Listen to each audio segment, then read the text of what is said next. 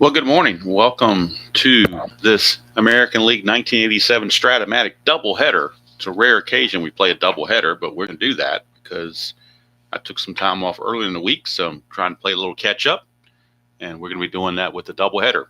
First game will come from Chicago. It'll be the Boston Red Sox against the Chicago White Sox. Game 2 will feature Texas at Kansas City. Now, next week, for the May 31st block, there will be an actual doubleheader replaying an actual doubleheader that was played because Detroit and Minnesota were rained out on the 30th. So in Detroit, they will play an actual doubleheader, not one of these day-night split doubleheaders like they have now, but a real-life doubleheader. And we'll be doing that next week, but it'll be the same game. So we just don't switch teams or anything. But I do have the Royals and the Rangers ready to go. And I've also got the Royal and Ranger dice ready to go. We're going to substitute the dice after the first game. We don't want the dice getting worn out. So to keep everything as fresh as possible. All right, so we are in Chicago. It's the White Sox and the Red Sox. It'll be Bruce Hurst for Boston against Jose De Leon of the White Sox. Bruce Hurst comes to the game 1 and 6. De Leon comes in 4 and 5. This is game number 323 on the replay, the next to last game on May the 30th. And ballpark effects for Comiskey. Singles are 1 to 9, home runs 1 to 4. There is a roster move. Donnie Hill has gone on the injured list. And Ivan Calderon will get called up, but he won't be active until tomorrow's game. So they're going to play one player short today. Well, the White Sox. So, yep, definitely a good morning for two. I got this cup of coffee and one more in reserve in the pot. Still hot. So definitely looking to finish off the week with a bang, as they say. And, of course, tomorrow at noon, the May 30th schedule will be played. It'll be in San Francisco. It'll be the Expos and the Giants. And oddly enough, since the first two I've done, they've actually been better games than the American League games, as it turns out. I don't know why, but just worked out that way. Maybe because the pitchers are hitting or whatever. But if you did not see last week's game between the Mets and the Padres, definitely might want to go back and take a look at it. Here is the box score I printed out from that game. It went 11 innings, and the Mets came back and won it 4-3 against the Padres. But, boy, we had to use just about everybody on the roster for that one. But it was fun mess. Double switches and all kinds of good stuff that you don't see with the DH. All right, so enough of those prelims. We will get the ball rolling. Got the game up on the Strat computer. Hello, Tim, and hello, Kathy. Good morning to all of you, and Dan, if I didn't say hello to you. And, of course, Mr. Gudeman, baby wipes are ready just in case they're necessary. We do have them. They are on standby. Baby wipes are on standby. So, Jose De Leon, and we look at De Leon's numbers on the real season. He was 11 and 12 with a 4.02 ERA. On the replay, he's 4 and 5 with a 5.46 earned run average, 56 innings pitched, 54 hits, 37 walks, and 57 strikeouts. He's not very good at holding runners either. He's a +4, and with Fisk a 0, he is a +4. Hurst, on the other hand, is a -2, and then Gedman's a -1, so he is a -3 on his hold. If you're looking for wild pitch and balk effects, De Leon's wild pitch is a 6, his balk is a 2. Hurst's wild pitch is a 3, and his balk is a 2. Pass ball for Gedman's a 12, so that could be an issue. Pass ball for Fisk only a 3. So I think that covers just about everything. Chicago 22 and 21, trying to catch up and stay in second place ahead of Kansas City, trying to chase the Oakland A's, who lost against the Yankees the other day. So Chicago has a chance to pick up a game. Red Sox hopelessly in a three-way doldrum with the Orioles and the Cleveland Indians. Mired at the bottom, but they're trying to play spoiler, I guess, is maybe the best term for it. So we have Ellis Burks leading things off. Ellis Burks hit 272 in the real season. On the replay, is hitting 227, 4 homers, and 10 driven in. So this doubleheader from Chicago, at least the first game from Chicago, is now underway. Get a 1-4 for Ellis Burks. That's a ballpark blast right off the bat. It's only a 1-4, though. End up being a deep fly to left field. So the Devil Die at least cooperated for the White Sox on their behalf not giving that 1, 2, or 3 up right off the bat. So gonna make them earn it. Here's Marty Barrett, 302 on the replay. No homers, 8 driven in. He is 293 real world. It's a 4-8, and that's going to be a base hit. 1 to 15 is a double, actually, and that is a 15. So a double for Marty Barrett. 1 out double, and now here comes Wade Boggs. Wade Boggs. Boggs doing Boggs things. He's hitting 344 on the replay. 9 homers, 23 driven in. He hit 363 real season. Oh, nothing going on. That's a 2-10, and that's going to be a ground ball second base A. That will get Barrett to third base, but now there are 2 away. So it's going to be all up to Jim Rice, the veteran, if the Red Sox are going to give the scoreboard company, unless there's a wild pitch or something. So Jim Rice hitting 306 on the replay, 4 homers, 22 driven in. He hit 277 real world. So Rice in the clutch, he will lose a hit on 1-9 and on 2-11. Everywhere else he is neutral. That's a 110. He just missed the 1-9. 110, though, is a fly to the left, and that's going to end the inning. So De Leon pitches around it, and nothing doing for the Boston Red Sox. We go to the bottom of the first. Boston nothing. The White Sox coming to bat. Bruce Hurst on the mound, 15-13, 4.41 ERA real world. Has his troubles, 1-6 on the replay with an ERA of 6.37. He has just been struggling out the yin-yang. In 65 innings, he's given up 82 hits, 33 walks, and 61 strikeouts. Looking to turn things around here at the end of May, and he'll be facing Jerry Royster, the left fielder. That is good coffee, Jeff. Royster in there because he's right-handed, giving the left-hander Darryl Boston the game off against the lefty. Royster can play a lot of places. He's playing left field in this one. On the replay, he's hitting 348 and just 46 at-bats, 2 homers and 265 real world. Against the lefty Hurst, 6'10", and that's a catcher X. So nobody's on base, so no worries about a pass or a wild pitch. It's a 3-E15 for Gedman, 3-E15, 3-6. 3-6 for Gedman is a pop-up. That's a 7. I don't think he's, well, it's an E15. You never know. E15, there's no 7. So it will be a pop-up to Gedman, and that's 1 away. And that'll take us to Gary Reedus, the right fielder. Reedus on the replay hitting 250. 4 homers, 13 driven in. He hit 236 real world. To 1-8, and that's a base on balls. First walk issued by Bruce Hurst. And I'm sure the White Sox will like to get a steal going, but Hurst is a -3 effect, but still with a starting spot of 19, Reedus is going to try for the lead. 2 through 6 to get that lead. Does not get it, so he will hold. And that'll take us to Harold Baines, designated hitter. Baines hitting 313 on the replay, 1 homer, 11 driven in. He hit 293 real world.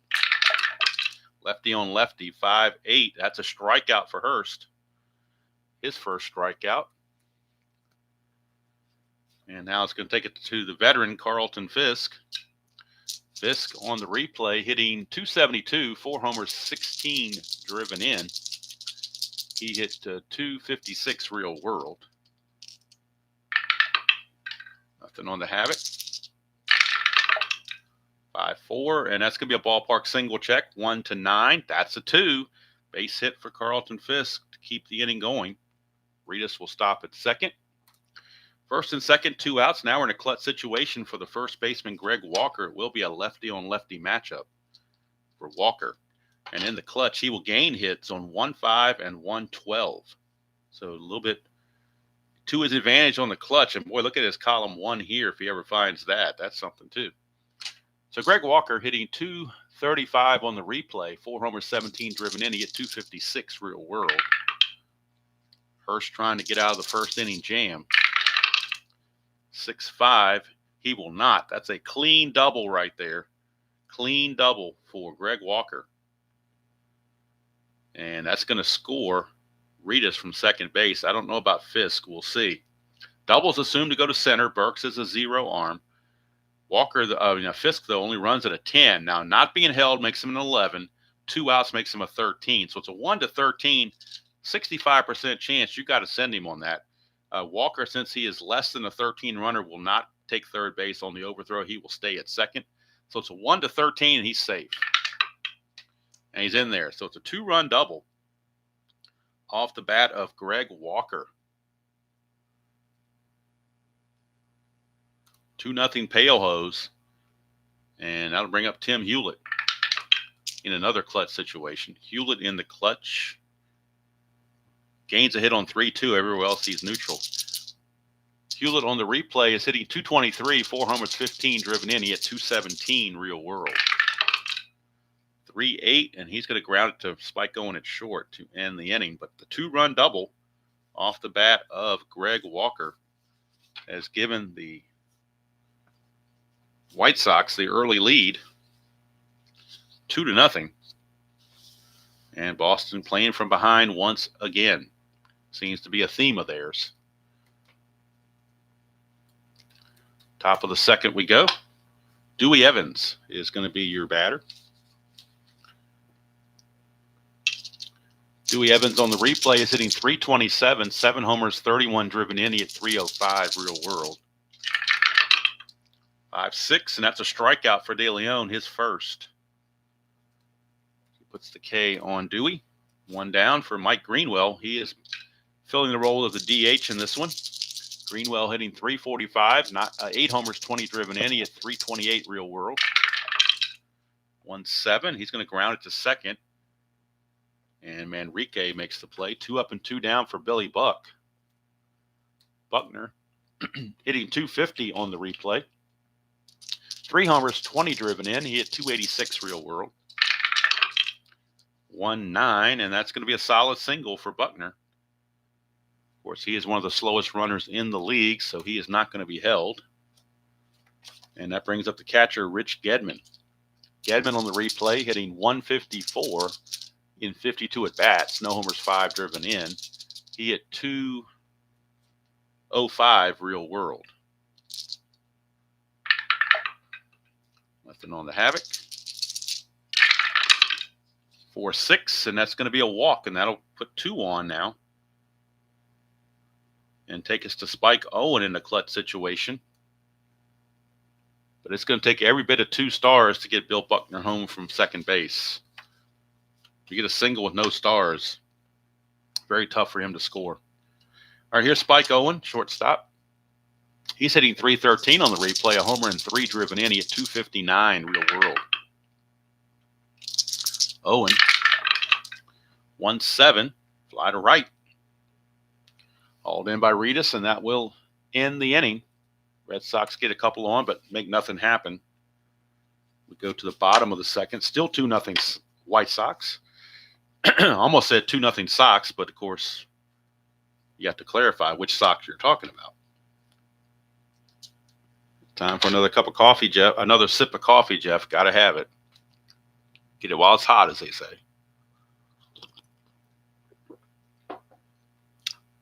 And hopefully my voice will last through a doubleheader. We'll find out. Probably we'll have like a brief 2 or 3 minute break between games just to refresh coffee and get the score sheet set up and everything else. Well, score sheet's already done, but I got to pull the players out and all that stuff. All right, so Ken Williams is going to lead off, center fielder. He's hitting 077 on the replay and 26 at bats. He hit 281 real world, so he's just off to a really slow start.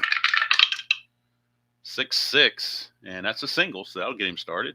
Base hit off a Hurst card. Boy, Hurst just continues to struggle. Williams going to try for the lead. Needs a 6, 7, or 8 to obtain the lead. He gets a 7. He's going to go. He's a 17, being held as a 15. -3 is a 12. 60% chance. 1 to 12, he sends him. And he's going to be thrown out. So caught stealing as Gedman threw him out. So he took a chance, being aggressive. 60% chance, but it just did not work out in that particular situation. So Williams is erased from the base paths, and here comes Ozzie Guillen, the shortstop. Guillen hitting 288 I'm sorry, hitting 208 on the. I'm sorry, no, he is 288. I misread my computer here. He's hitting 288 on the replay. A homer in 16 driven in. He hit 279 real world. It's a 4-5, and that's a strikeout for Hurst. That's his second. And that'll take us to Fred Manrique, the number 9 hitter. Manrique is hitting 246 on the replay. A homer in 10 driven in. He hit 258 real world. 5-10, and that's going to be a ballpark blast. 1-4, that's a 12. He had weak power anyway, so it would have only been a single, but as it is, it's a fly to the left, and that will end the inning. So nothing doing for Chicago in the second inning. We played 2 complete here at Comiskey, and it's still 2-0 White Sox. Game 1 of a doubleheader. American League 1987 style.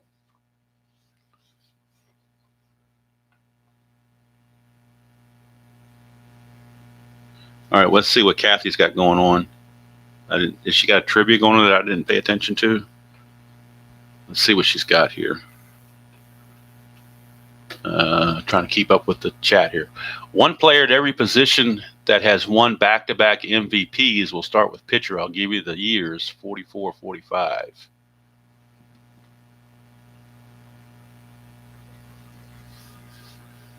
Okay, so Ernie Banks won MVP back-to-back in 58 and 59. Dan is guessing Barry Bonds. Tim is guessing Hal Newhouser for a pitcher. Hey, Chuck, how you doing? Good to see you. Definitely good coffee, no question about it.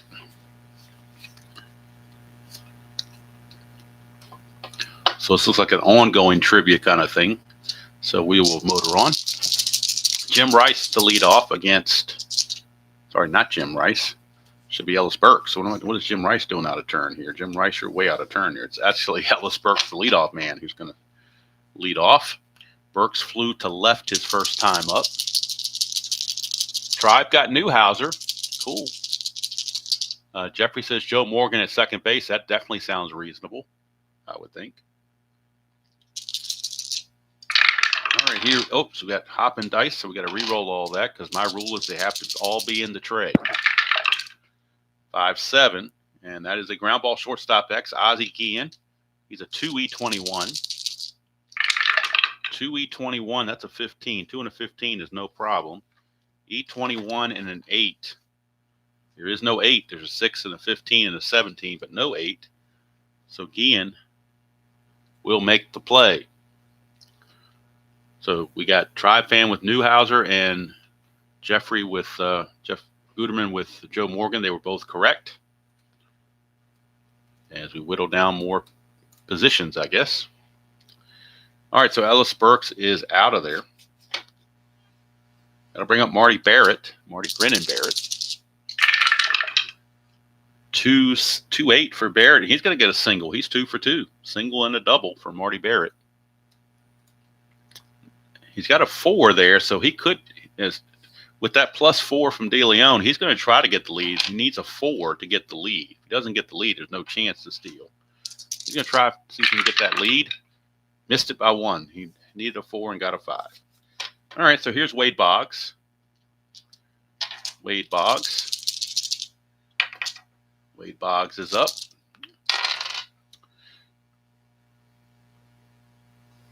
And Dan is correct with Barry Bonds. Cool. Good deal. All right, so again, another one of the rarities, on this channel, but we're going to attempt to hit and run. I don't like hit and runs, but this one just seems to feel right. With Barrett being held on at second, that makes Boggs a hit and run. When you hold the runner at first, it bumps up the hit and run rating by 1 to make him an A. So we're going to go for it. See what happens. We get a 3-6. All right, so we go to the hit and run chart. He is a hit and run A. Hit and run A. So first of all, let me make sure I got the right thing here. Okay, so it looks like we're going to use the 2d6s to determine, because the 3 just tells us that we're on this chart. We're not using the 3 itself, as far as I can tell. So we're going to go here. A and a 6 is a ground ball second base C. So hopefully I did that correctly. Somebody can let me know if I messed it up. But it's going to be a ground out with Barrett going to second base. So hopefully I did that correctly. The 3 tells us we go to this chart, and the 2d6s tell us what number we in the column from his rating, and that's a 6, which is the ground ball second base C. So hopefully that's correct. Hope so anyway. Let's see here. So Boggs grounds out. It does move Barrett into scoring position, but now there are 2 outs for Jim Rice. And Jim Rice in the will lose a hit on 2-11 and on 1-9.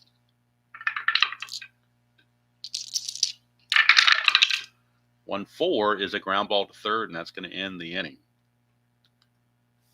So nothing doing there. The hit and run obviously did not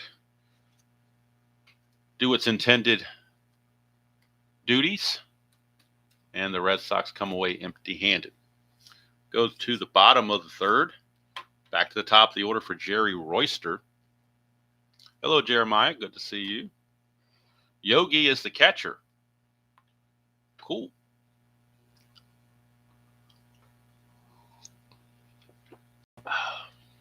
I believe Murphy might have won it in center field twice with 82 and 83 with the Braves, because he was a center fielder back then. I think he was a center fielder in 82 and 83. Pretty sure he was.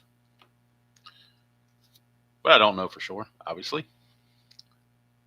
Okay, correct for Murphy. All right, cool.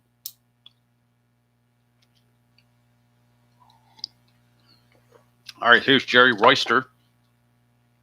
And I still think Murphy should be in the Hall of Fame, despite what other people might think. I do believe Murphy is definitely Hall of Fame worthy compared to some of the guys they've let in recently, and some of the guys that are already in that probably shouldn't be there. So I do think Murphy should get in. All right, here is Jerry Royster. 3-8, and that's a walk. So Royster will draw the leadoff walk. He's going to not try to steal, not against that -3 hold rating. Here's Reedus. 3-8. 1-12 is a single. That's a 9, so that's a base hit. Just 1 star, but now it's first and second, nobody out, and Bruce Hurst in trouble again. Bruce Hurst is in trouble again.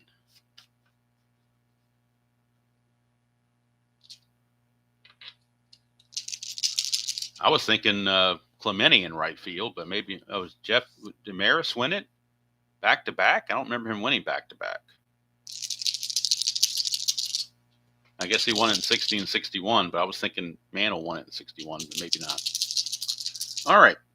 Probably should have, though, because without having Mantle hitting behind him, Maris would have never gotten those pitches and never did what he did. So that was definitely an assist should be given to Mickey Mantle, because Maris never got intentionally walked the whole year because of who was hitting behind him. And he didn't take off until they switched that order, because earlier in the season, Maris was hitting in front of Mantle and was struggling. I'm sorry, was hitting behind Mantle and struggling. But they moved him in front of Mantle. All of a sudden, he took off because he started getting all these good pitches.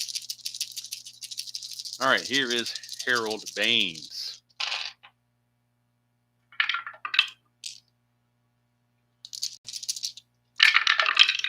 Uh, 3-2 for Baines. It's a ground ball third base A. That's going to be a double play. 5-4-3 around the horn. 2 quick outs. Royster does take third base, but boy, that's a gut punch right there to get 2 quick outs on you. Runner is at third. Mantle should definitely. I mean, there's no question Mantle deserved the MVP in 61. I mean, that's not even up for debate. That was just I guess with sentimental reasons or something. I don't know. But all right, here is no for Ripken. Huh? Ripken didn't win the shortstop, so I don't know who would be the shortstop. Maybe Robin. I don't think it'd be Robin Yount, but I don't know. Good question. All right, so we have Carlton Fisk in a clutch situation against Hurst, 6-4, and that's a ballpark. I'm sorry, it's a home run chance, 1-19, and that's gone. Look at it again, 6-4 for Bruce Hurst is an in home run, 1-19. That's an 11, and you know that Fisk has normal power. So that is out of here. A 2-run home run from Carlton Fisk. Actually, Hurst lucky it's only 2 runs because the double play helped take away some of that. For Fisk, that is home run number 5, RBI 17 and 18, and the White Sox lead it 4-0. 4-0, and here's Greg Walker. 2-6, and that is a ground ball to Owen to end the inning. But another 2 runs for the White Sox, and they take a 4-0 lead on the very much struggling Bruce Hurst.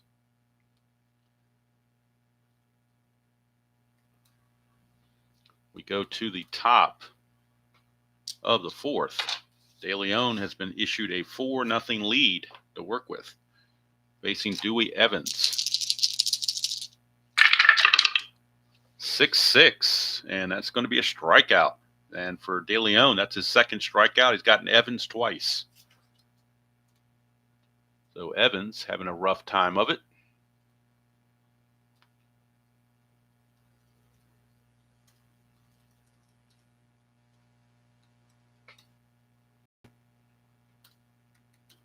And that'll send up Mike Greenwell, designated hitter.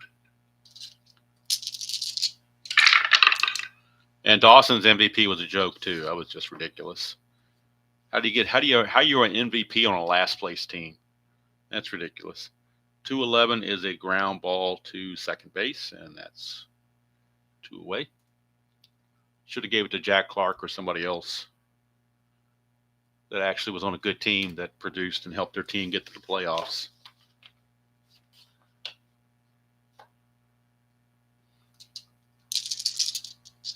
Guy hit 49 home runs for a last place team. Yeah, give him Silver Slugger or something, but not the MVP. Here's Buckner. 5-4, and that's a ground ball third base X. That's going to be third baseman Hewlett. He's a 4 E22. 4-18 is good. E22 and an 11. And there's 12 there, but no 11. So good play for Hewlett. And the Red Sox go in order here in the 4th. So bottom of the 4th we go. But MVP, like the Hall of Fame voting, is very subjective and very, very mysterious in how they do things.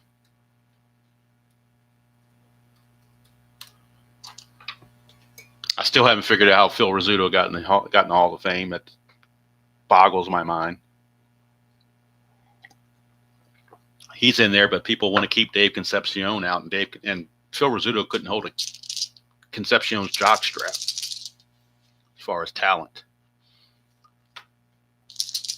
Here is Hewlett. But if you stick around, I'll tell you what I really think. 5-7, and that's a ground ball second base X. That's going to be Barrett, 2E11. 2-12, he'll get to that. E11 and an 11. 11 and 11, no error there for Barrett. He will make the play on Hewlett. And there's 1 away.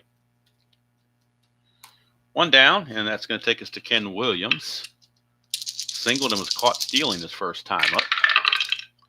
1-8, and that's a strikeout for Hurst. Only his 3rd strikeout. 2 up, 2 down. Could be the first 1-2-3 inning for Hurst in the ball game. Here's Ozzie Guillen. 5-6, and that's going to be a ground ball shortstop X. We're looking at Spike Owen. He's a 3E17. 3-11, he'll get there. He'll make the play. 3-11 is a G2, which is good enough. That's a 9, and he is an E17. There is no 9, so it's good play for Owen. And Hurst finally gets a 1-2-3 inning. And we head to the 5th. Of course, still 4-0 White Sox. But Boston's offense has been stale. It'll be the bottom of the order, Gedman, Owen, and then back to the top of the order for Burks.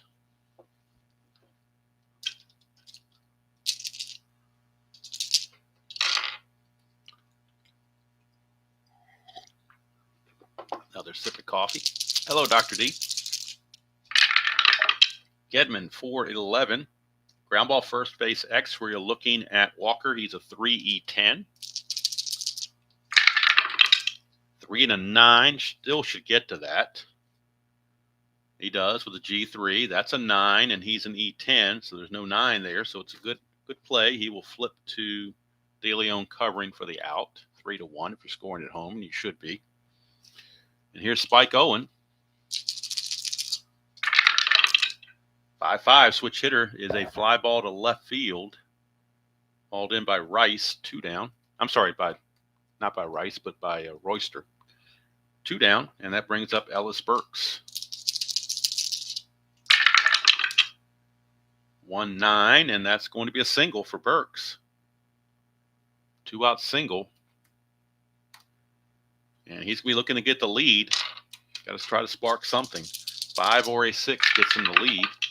He does not get the lead. He will hold. And here's Marty Barrett. I think shortstop they covered was Ernie Banks, I thought, but I could be wrong. 1-4 is a ground ball to short, and that will end the inning. So nothing doing for the Red Sox again. De Leon, 5 shutout innings. As the White Sox seem to be in control of this game to this point. But still got 4 innings, so anything can happen. Hello, Colin. Good to see you. So we go to the bottom of the 5th. It'll be Bruce Hurst back out to face Manrique. And then the top of the order, Royster and Reedus, 3 right-handed hitters again. Oh, no, I just dropped my D20 in my coffee. I don't know if you heard that rattling or not. But my D20 just fell in the coffee. I've never had this happen before. So I want to sub out a D20 now because my D20 has now been coffee stained. And I don't have a napkin or anything up here to clean it off with, but I'm trying to do it with my hands and my pant leg. Breaking the action. So we're going to have D20 flavored coffee now. As that D20 slipped right out of my hand and went right in the coffee mug. So I think I've got it cleaned off now. Looks like we got it cleaned off pretty good. All right, so Manrique steps to the plate.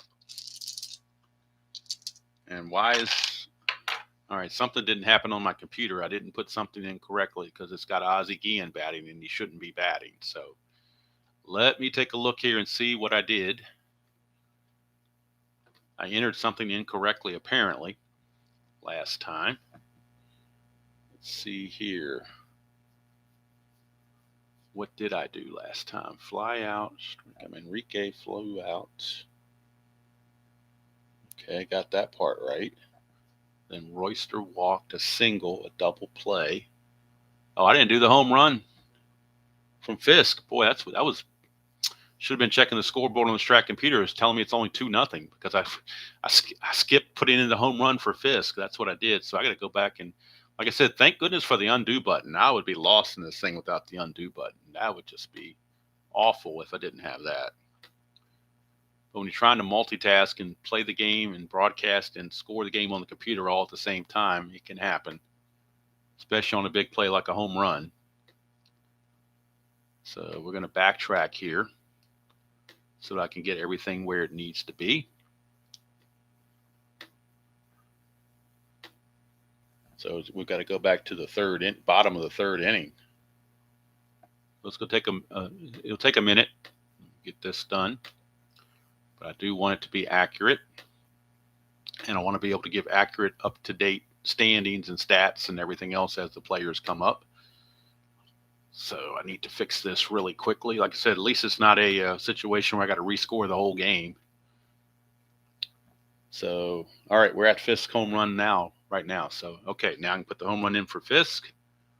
And now we get Walker grounding to short, and that should put us back on track. Which it does. Now we go to the top of the 4th, which should be pretty easy. Evans struck out. Greenwell grounded to 2nd. And Buckner grounded to 3rd. Then the White Sox came up. Hewlett grounds to 2nd. Luckily, there weren't any runs scored in these innings, so it's a very quick fix. So strikeout there, and Guillen grounds to short. Then we can go to the top of the 5th. We get Gedman grounding out 3-1.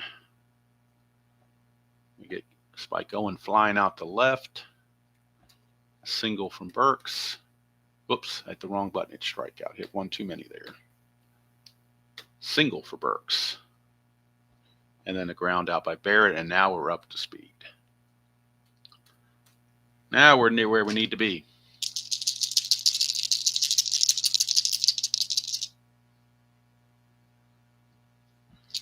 All right. Well, I get enough one rolls already, Colin.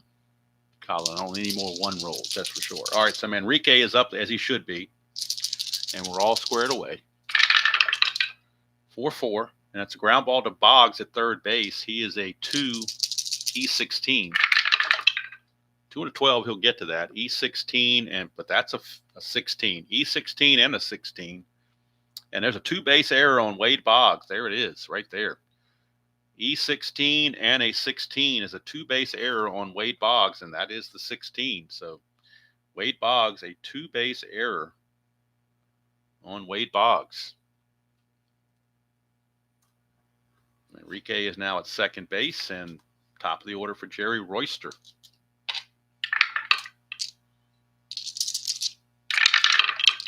6-2, and that is a split chance. 1-4 is a single. That's a 14. He will line it to short.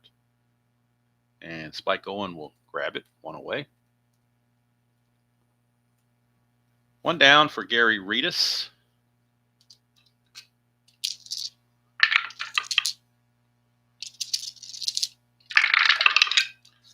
Get a 1-7 for Reedus, and that's a strikeout.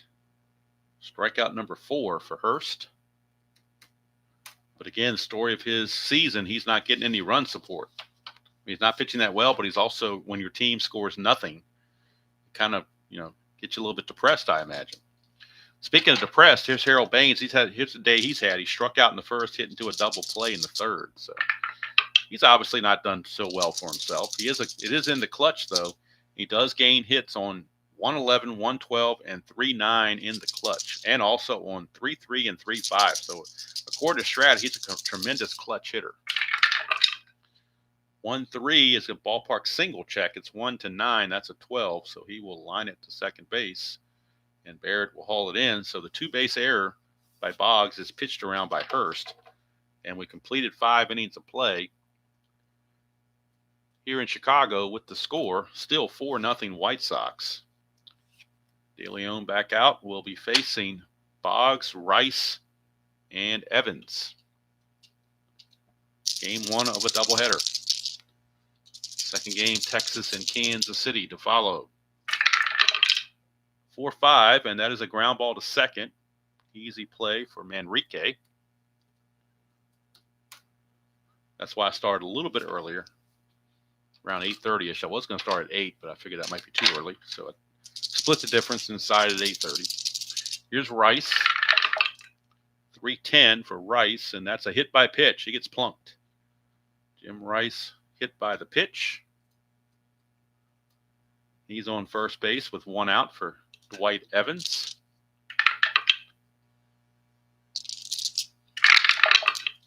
.111 for Evans. That is a fly ball to right field. Reedus will haul it in, 2 down. For the DH, Mike Greenwell.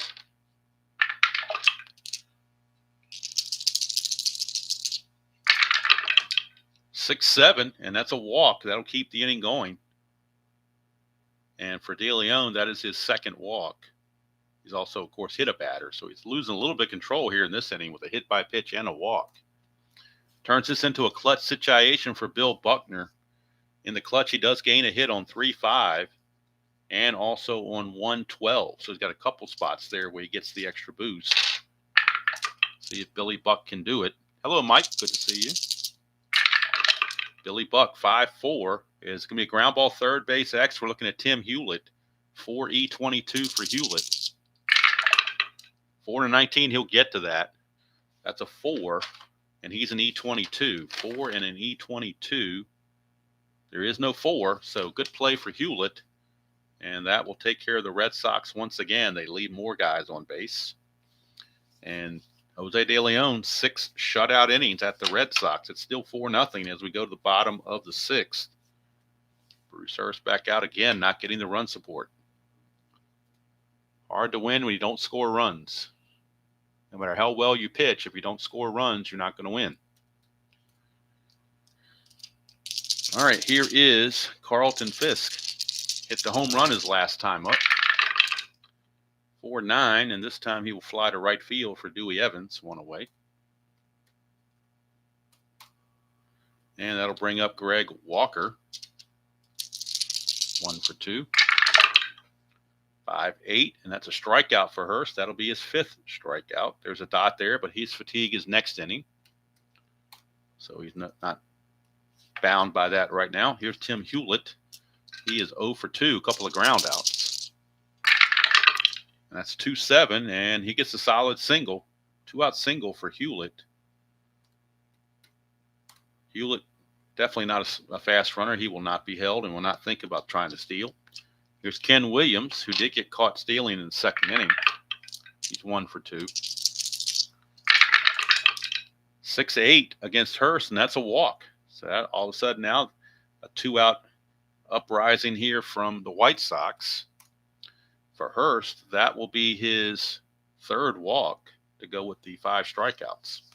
And now 1st and 2nd, 2 outs for Ozzie Guillen in the clutch now. It is a clutch at bat. And in the clutch, he loses a hit on 2-8. Everywhere else, he is neutral. First to Guillen, 2-8. And that's exactly what he has. 1 clutch. Look at this. He has 1 clutch rating on his card. It's a 2-8. And what do we roll? A frickin' 2-8. What are the odds of that happening? What is it? 31 in 36? What is that, like 3% or something? Less than 3% chance? Maybe a 2.5% chance or something? But he finds it. 2-8. Anti-clutch. Pop to 2nd. Going to end the inning. But Hurst will take it all day long. He needs all the help he can get. But just amazing that there's 1 anti-clutch roll and he happens to find it. All right, so we go to the top of the 7th. This will be the fatigue inning for both starting pitchers. Both starting pitchers. I will not take a 7th inning stretch break because we're taking the break between games. So we're just going to keep rolling on the 7th inning stretch when it gets here. So here's Gedman. 1-9, and he's going to line it to 3rd. Snagged over there by Hewlett, 1 away. Bring up Spike Owen. 4-7, and that's going to be a ground ball. Second base X. We're looking at Manrique, a 3E13. 3 and a 5. That'll be interesting. 3 and a 5. He'll get to it. That is a 12, and he is an E13. There's a 14, but no 12, so Manrique will make the play, and there are 2 away. Back to the top of the order for Ellis Burks. Ellis Burks.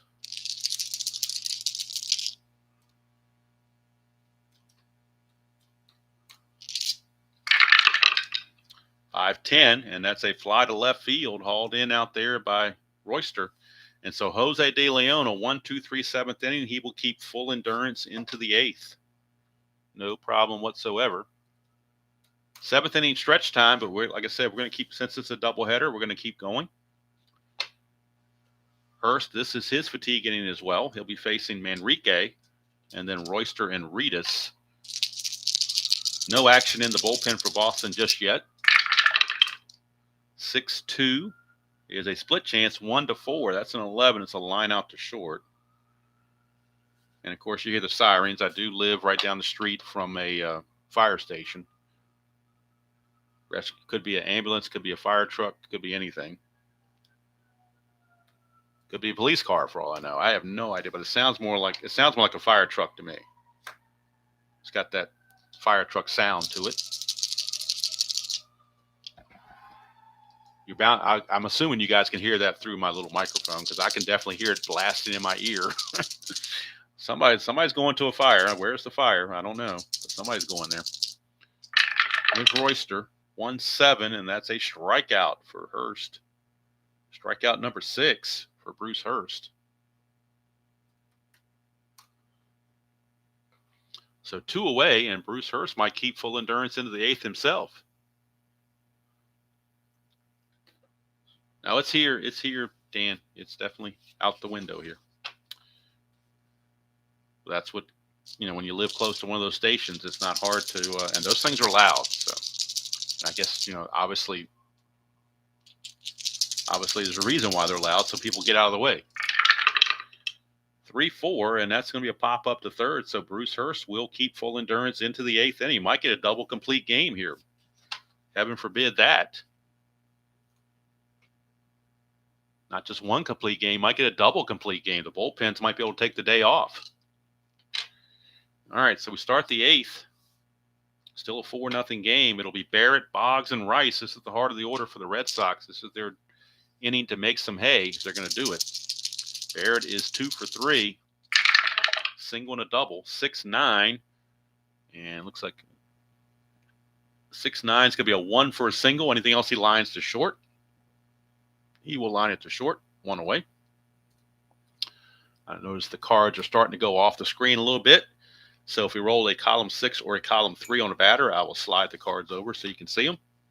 Otherwise, you only need this other part, unless we roll a 6 or a 3. Here's Boggs. That's a 4-5, and that's easy to see. It's a ground ball to second. So De Leon has just pitched a gem of a ball game, and it would raise his record to 5-5. It'd even his record at 5-5. And help lower the ERA down some as well. Here's Jim Rice. He was hit by the pitch last time. 4-3. Ground ball pitcher X, we are looking at De Leon. He's a 4 E21. 4-13, though, should be okay, I would assume, for a pitcher. 4-13 is a G3. That's a 10, and he is an E21. And there's an 11 there, but no 10. So good play for De Leon. And he's going to go into the 9th with full endurance, going for that complete game. Go to the bottom of the 8th. Still 4-0. Hurst back out. Red Sox bullpen is active, just in case Hurst runs into some issues that they don't want to give up any more runs. So they do have right-hander Steve Crawford loosening in their bullpen, just in case. Steve Crawford. And one thing about these cards, I know this 87 is a little bit different because they've got the image of an infield or something back here. But one thing I do like about the modern Strat cards compared to the older Strat cards is the basic side is in a charcoal gray, and it stands out much nicer than the blue-black backgrounds of the older sets. So just something as an aside there. I don't like to play basic, but I like the look of the basic side of the card. Nice and clean. All right, here's Harold Baines. He's 0 for 3. That's my little sidebar. 6-8, and that's going to be a 1-15 single. That's a 16. That's the kind of day it's been for Harold Baines. He finds the 16 and lines to second. He's going to be 0 for 4. Some Hall of Famer he turned out to be. Here's a true Hall of Famer, Carlton Fisk. 3-4, and that's going to be a ground ball to Boggs. 2 down. So again, Bruce Hurst is about to fall to 1-7 due to lack of run support. There are a lot of games the Red Sox play. If you give up only 4 runs, you'll win the game, but not here. Here's Walker. 1-8 for Walker, and that's a walk. So Walker walks. 4th walk issued by Hurst. And that'll bring up Timmy Hewlett. They really want Hurst to get this complete game if at all possible. 4-9, and that's a fly to right field. Evans hauls it in, and he's going to get his complete game unless the Red Sox score 4 runs in the 9th inning. He would not come back out for the 9th, but he would certainly pitch his 8 innings would be a complete game for him. So we go to the top of the 9th. Jose De Leon back out. Bullpen activity for the White Sox just in case. We'll see if it's either going to be Thigpen or Bob James. They kind of split the closing duties. So let's see who's more rested. Actually, Thigpen's not on the roster, so that's an easy fix right there. So Bob James. Thigpen's not on the roster right now. So Bob James is loosening in the White Sox bullpen should the need arise. It's going to be Evans, Greenwell, and Buckner. If we get down to the bottom of the order, of course, their pinch hitting possibilities could come up as well. So here's De Leon to Dewey Evans. It's a 1-7, and that's a 1-8 double. 9-20 is a single. That's going to be a single for Dewey Evans. Got to start somewhere, so there you go. Leadoff single for Dewey Evans. Brings up Mike Greenwell. Greenwell, 0 for 2 with a walk. 1-7, and he's going to ground to second for another double play. He grounded to second in the second inning, and in the fourth inning, he does it here, and it turns into a double play. 4-6-3. Just what De Leon ordered, and it's not looking good for the Red Sox. That's for sure. And, of course, non-Red Sox fans are happy about that. Why wouldn't you be? So last chance corral is Bill Buckner. Billy Buck is the last hope for the Red Sox.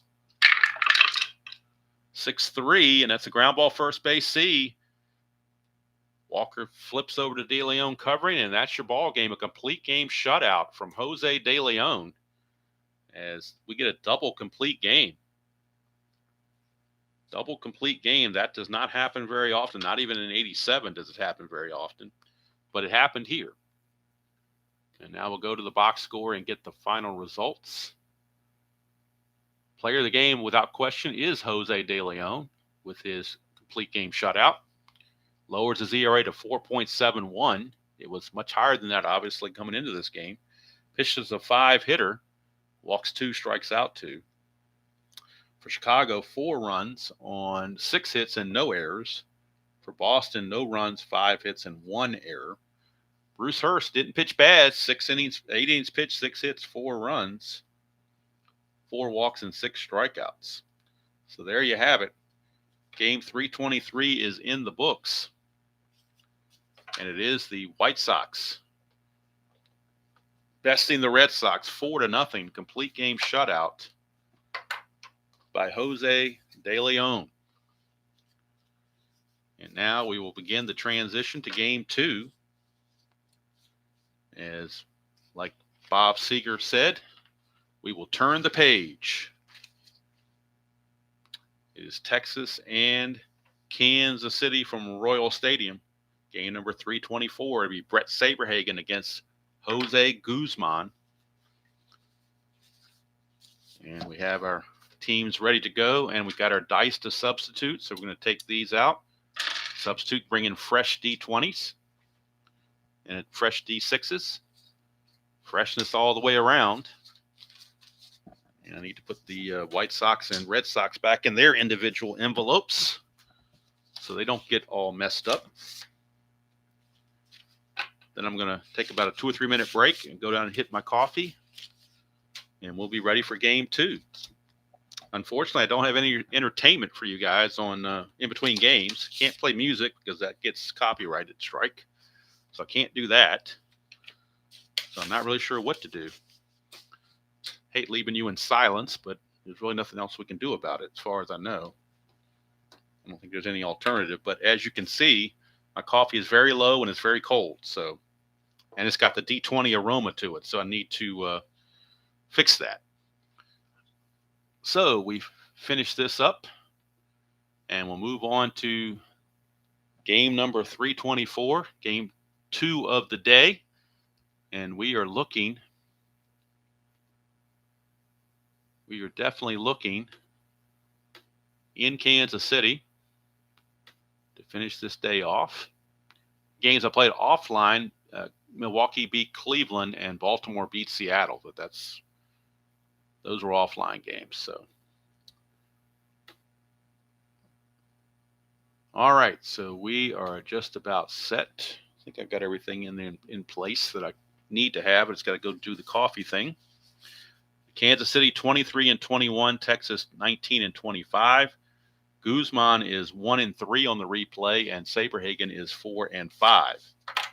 So I will take about a 2-minute break here. No, Tri-Fan, that I played it and it never came back to me. So that's why I use the same one all the time, because as long as they don't ding me for it, I'm guessing I'm okay with that. So, I don't know. But hopefully that's not a problem.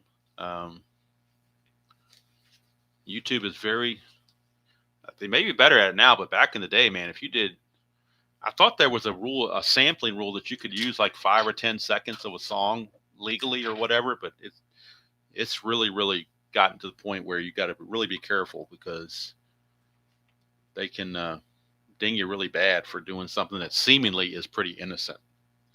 So like I said, I wish I had something for you that was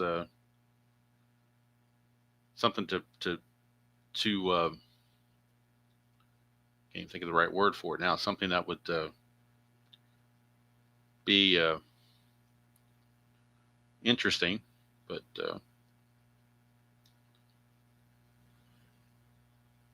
let me try something here.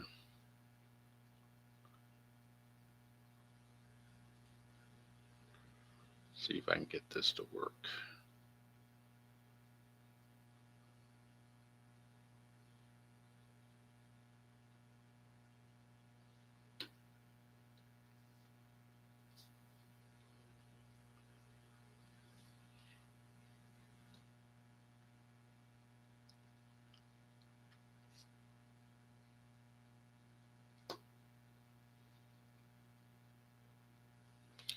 Okay, we're going to try this and see if I leave you with this while I get my stuff together here.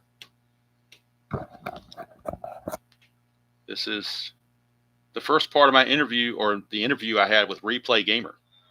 So, anytime you have a hobby or an interest, one of the joys is being able to talk to other people about it. And if you're like me, there's not a lot of people around me who care a lot about my hobby. So I reach out to the community and the YouTube channels for talk and information about what I enjoy, and that's tabletop sports, baseball in particular.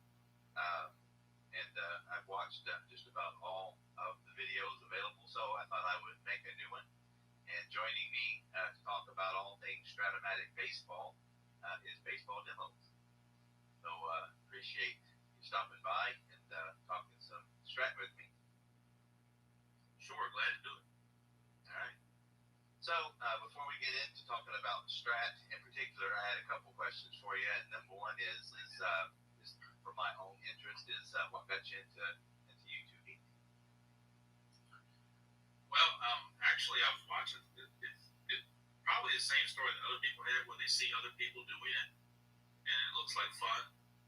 And then when you try it, it's harder than you thought it was. Then I realize your equipment is not as good as their equipment is. And so your first couple of videos especially look really, really bad. And so that's how I got started. I saw Steve Tower, Al Wilson, and I believe Tabletop Earl were the three that were before me that were doing this kind of a genre. And I was just searching YouTube one day and found it and said, okay, this is kind of cool. And so it actually got me in the hobby. And then once I got in the hobby, it's like, okay, well, maybe I can, return the favor and do something maybe that somebody else might want to see or learn from. Maybe I can teach something, I don't know. That's where the name came from, was demos, because my original intent for the channel was just to do game demos to show people a game and see if they want to buy it or not. It was never to do replays or that kind of stuff. It's kind of morphed. Okay. Now, how long have you been doing it? You've been like 6-7 years or so, right? Yeah, it's at least, I would say since 2000, at least 7 years, I would say. Okay. I think late summer of 15 maybe, might have almost, it's coming up on 8 years almost. Wow. Yeah, I know that you've got quite a catalog, and I've watched a lot of them. Enjoyed them very much. So you're saying that you didn't play tabletop sports before you started the channel? That's correct. My main thing was computer games. So, okay. I mean, let me regress. When I was a teenager and going way, way back, I played Status Pro, and I almost spoiled one of your other videos.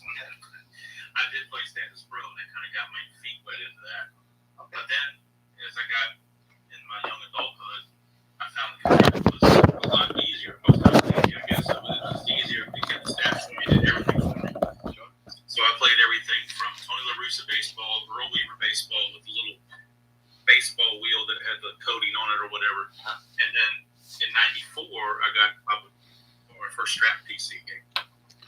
Okay, we are back. Enough of that. But that's just, if you replay gamer, I'm telling you, he used to do a lot of stuff on YouTube, and he has a whole series on what he called tabletop talks, and this was one of those. But highly recommend you check out his channel. I hope he comes back and does some more stuff, because really enjoy his channel. But hopefully he will come back and do stuff. We shall see. Anyway, you might have been better off with dead silence. Who knows? All right, so now we'll get the Kansas City, Texas game going. I agree, Dan. I hope he does as well. Really a nice member of the community, and I hope he does get back into gaming. I'm not sure what he's got going on in his personal life. That may have something to do with it. I don't know. But I really did enjoy his tabletop talks and his gaming as well.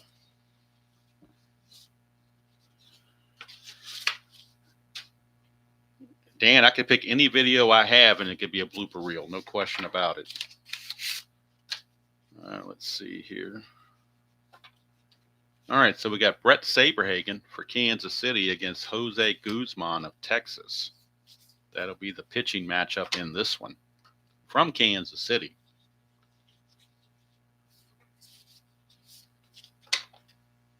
Got to get the game up on the computer and get it ready to roll, and then we'll be going here. Got our dice that match both Kansas City and Texas in color.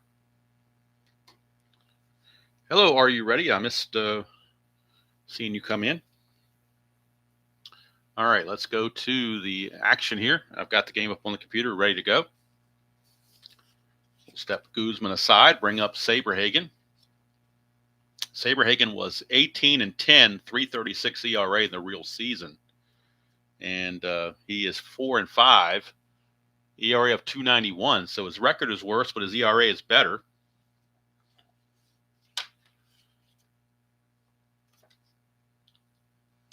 So Saberhagen, 4-5, 2.91 ERA, 74 innings pitched, 66 hits, 15 walks, and 44 strikeouts. And, of course, we got the fresh, hot round 2 of coffee. Oh, no, and now we're going to have – this is my fear of doing the doubleheader, was the circles in the sand. Hopefully that gets cleared up, because I saw a couple of seconds of circles in the sand where I thought we were going to have internet problems with Xfinity, but hopefully not. That's why I thought about doing this in separate streams, just to break up the monotony of that and not let that go. But hopefully that won't be an issue. So we have Jerry Brown, the governor, leading off for Texas. He is hitting 274 on the replay, a homer and 9 driven in. He hit 271 real world. And game 2 is underway from Kansas City. 110.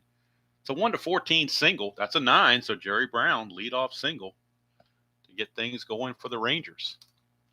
And he, let's see, Saberhagen is a -2 on his hold when you combine him with Jamie Quirk.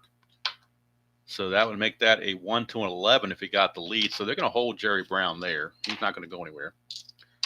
And guess what, folks? We're going to have a bunt. You saw a hit and run the first game. You're going to see a bunt this game. Things you never thought you'd see on this channel. All right. I ought to do snippets of all these hit and runs and bunts that I do, like that suicide squeeze I did one time, put them in one big. If I knew how to do it, I'd do it, but I'm not technically savvy. But if I knew how to do it, I'd just put them together and make one big highlight reel of all the strategies that I never used in one thing. So we're going to see it. I'm going to borrow one from Jeff Guterman. I'm going to roll the D6. If it's a 1, 2, or 3, then that means Kansas City is going to play in at the corners expecting it. If it's a 4, 5, or 6, they're going to lay back. So they're in. So it's going to be a B. It's going to be a B bunter now. Will Scott Fletcher, B bunter. Checking the havoc, nothing on the havoc. So a B bunter. And we're going to see who fields it. It's back to the pitcher, Saberhagen. So we get our bunt chart out. And he is a B bunter with Saberhagen. Ball going to Saberhagen. He is a B bunter. So basically a 9 or less, he's okay. And we get a 7, so that's perfectly fine. So it's sacrifice hit. It'll go 1-4. with the second baseman Frank White covering first base since the first baseman Balboni was charging. If you can call a big galoot like Balboni being nimble enough to charge, but so it goes 1 to 4. All right, so Fletcher does his job. He gets the runner over now in scoring position for Ruben Sierra. Sierra on the replay, hitting 278, 15 home runs, 35 driven in. He hit 263 real world. 4-6, switch hitter batting left is a strikeout. So Saberhagen gets the K. 2 down. And it's going to be up to Pete Incaviglia. Right-hander. 251 average on the replay.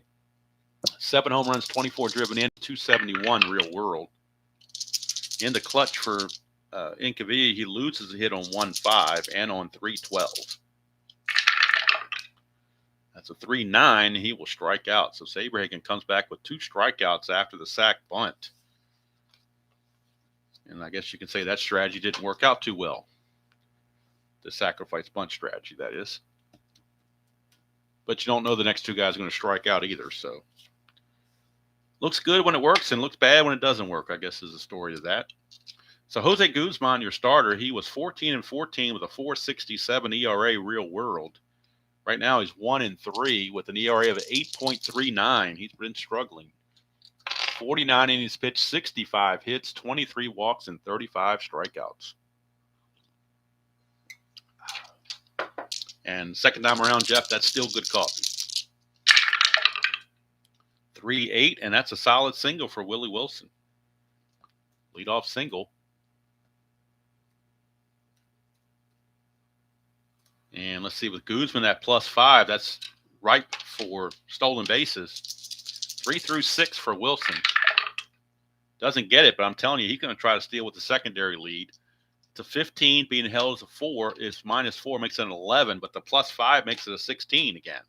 So it's a 1 to 16. Petrali's T rating is only a 3, so it's a 1 to 16. They'll send him, and he's out. I'm telling you what, boy, that you just can't catch a break. You have a 1 to 16 chance of successfully stealing, and you get thrown out on a 20. That's Strat-O-Matic, and if nobody knew about Strat-O-Matic, that one play kind of sums up Strat-O-Matic for you. Just when you think you figured it out. I mean, just like that great philosopher Roddy Piper says, just when you think you got all the answers, he changes the questions. All right, so here's Kevin Seitzer, 263 average, 8 homers, 27 driven in. 5-8, and that's a 1 for a double. Fly to center is going to be the result on that D20. 2 away. So here's Danny Tartable. Tartable hitting 301 on the replay, 11 homers, 35 driven in. He hit 309 real world. 2-8, and that's going to be a solid single. And the irony is he'd be out if that stolen bases had been successful. Oh, no, it was only been 1 out, so he wouldn't have gotten out. So never mind. So Tartable is going to stay at first base. He's not going to go anywhere. They will hold him on, but he's not going to go anywhere. 4-4, and that's a ground ball third base X. Ground ball third base X, and we're looking at Buechele, a 2E15. 2 and a 17, he'll get to that. E15 and a 7 shouldn't be a problem for a third baseman, you wouldn't think. Nope, 7's not a problem at all. So Buechele makes the play, and the inning is over. This old piece of tape off of here. Sticking out like a sore thumb here. Tape didn't work too well in the first game anyway, so I'm going to eschew it right now. Maybe I can flip it over here and keep this little corner down somehow. All right. So that's going to end the inning. No score after 1 here from Kansas City.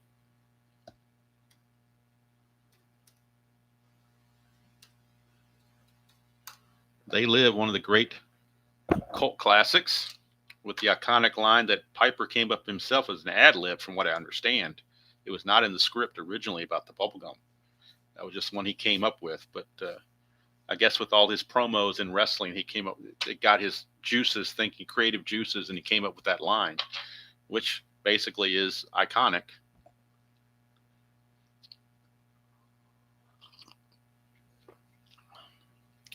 So here we go. Pete O'Brien will lead things off. He's hitting 325 on the replay. 9 homers, 27 driven in. Hit 286 real world. 311, and that's going to be a ballpark single check. It's a 1 to an 11. That's a 7. Pete O'Brien sneaks a base hit, courtesy of Royal Stadium. He will not be held. And here's the designated hitter, Larry Parrish. Parrish on the replay hitting 231, 8 homers, 25 driven in. He hit 268 real world. 3-7, and that's a 1 to 15 single. That's an 18, so he's going to line it right to the shortstop, Angel Salazar, for 1 away. And now here's Oddibe McDowell. I'm not sure why Bobby Valentine hit McDowell so low in the order. Usually he'd been hitting leadoff, and now he's hitting 7th. Very strange. McDowell in the replay hitting 198, 1 homer, 10 driven in. He hit 241 real world. So he has been struggling, no question about it. 5-9, and that's a fly to right field, so that didn't help the cause for his average either. 2 down, and that's going to bring up catcher Gino Petralli, who's living inside himself. And he just wants to stop, but he can't. So 266 average. No homers, 8 driven in. 302 on the real world. And if you don't know that reference, there was a singer named Gino Vanelli that did those 2 songs. Yes, I have useless musical knowledge in my head. Can't help it. Part of the culture. All right, here's Petralli. Switch hitting catcher, 5-9. Another fly ball to right field where Tartable puts it away, and that's going to end the inning. Now this tape is bugging me, so now I'm going to take down the tape because this tape is bugging me. See if I can tape down the tape somehow. That's probably not going to work either. Take the hell out of it. That's what I'll do. Make it vertical tape. How about that? We'll do vertical tape. See if that helps. That probably won't help either because it's cheap tape. Whatever you do, don't buy this cheap tape. Whatever you do. If you go to the dollar store, do not buy a pen plus gear tape. It sucks. Public service announcement. Don't do it. Spend the extra 50 cents and get Scotch tape or something. So that's going to, of course, me being the cheap person I am, frugal person I am. Let me correct myself. Not cheap. I'm frugal. I tried it, and now I've learned my lesson on not buying that particular tape. All right, here is Frank White. White, second baseman, hitting 236 on the replay. 4 homers, 15 driven in. He hit 245 real world. 610 for Guzman as a catcher. X. That's Petralli. He's a 4-E1, but nobody's on base, so no worries of a pass ball or wild pitch. 4-11 for a catcher. Probably some sort of a foul out. Let's see. 4-11 is a P/F, which is a foul out. That's a 9, and he's an E1, so that's definitely not an error. So it will be a foul out. Nobody on base. 1 away. And Frank White is retired. And here comes Bo Nose.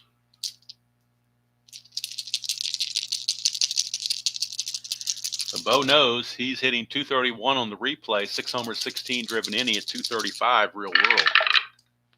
3-9 for Bo. 1 to 13 is a double. That's a 4. So Bo Jackson, a 1-out double.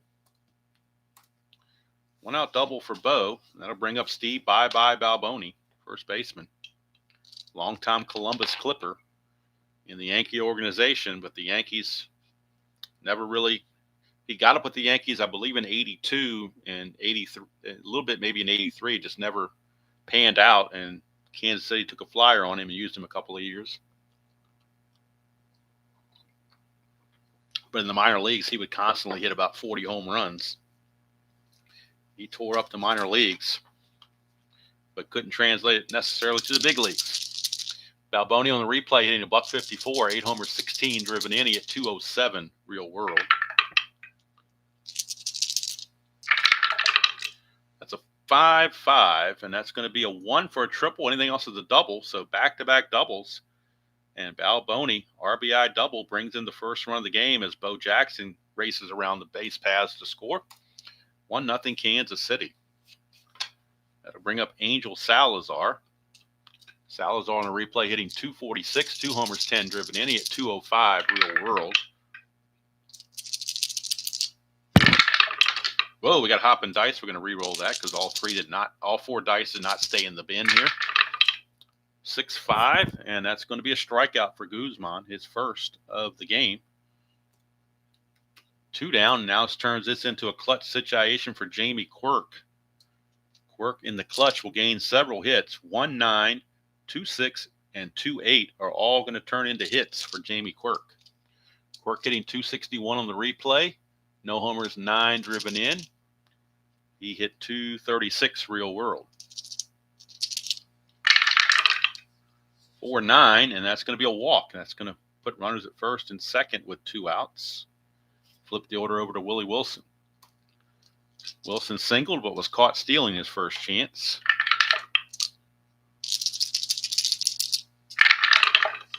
3-6 for Wilson. That's a 1-11 single. That's a 7. It's only a 1-star single.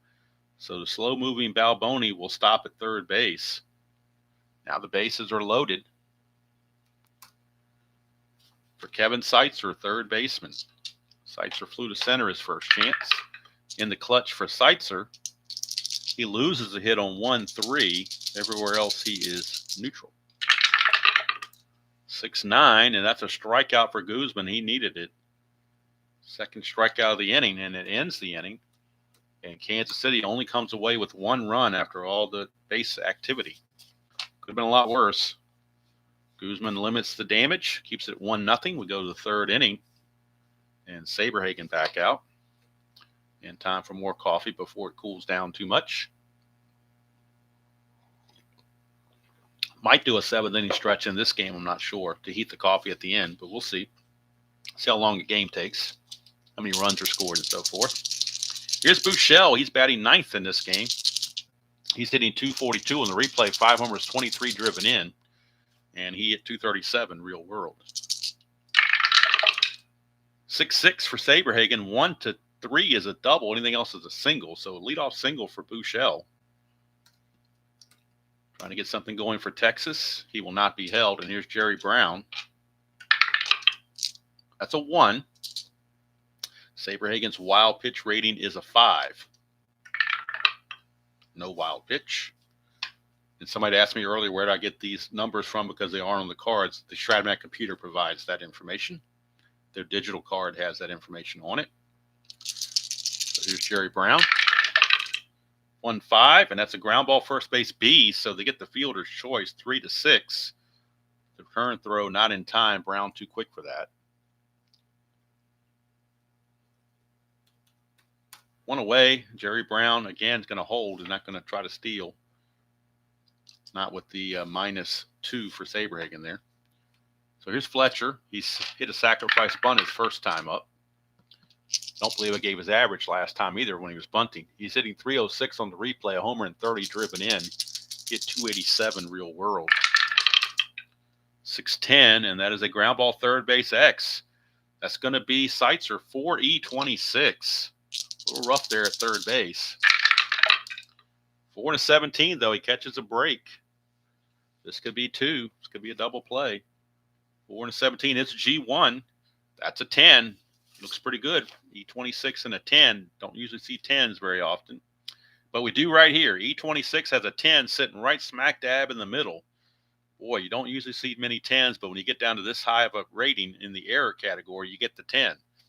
So instead of a double play, it will be an E5, and that could turn the whole ball game around on one at bat. The inning should be over, but it's not. So now Saberhagen has to regroup and deal with Ruben Sierra with runners at first and second and only 1 out. He did strike out Sierra his first time up. 4-2, and he's going to strike him out again. Saberhagen having to take matters into his own hands. And now it's a clutch situation for Pete Incaviglia, who also struck out his last time up. And Incaviglia in the clutch loses hits on 1-5 and a 3-12.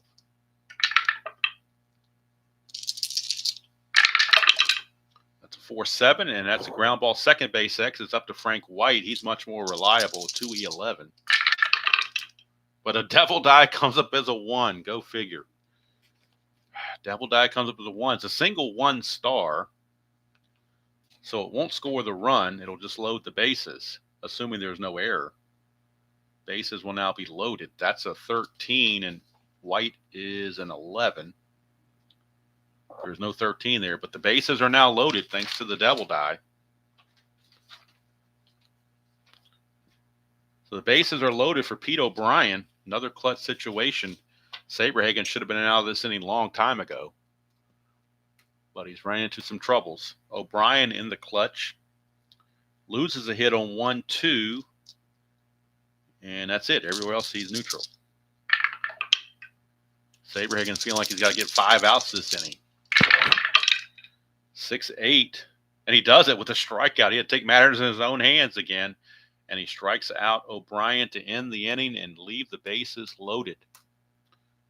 Nothing doing there for the Rangers. As they, whoops, things slid all the way off there, didn't it? That's why I had it taped down, but the tape hasn't been working, so what are you going to do?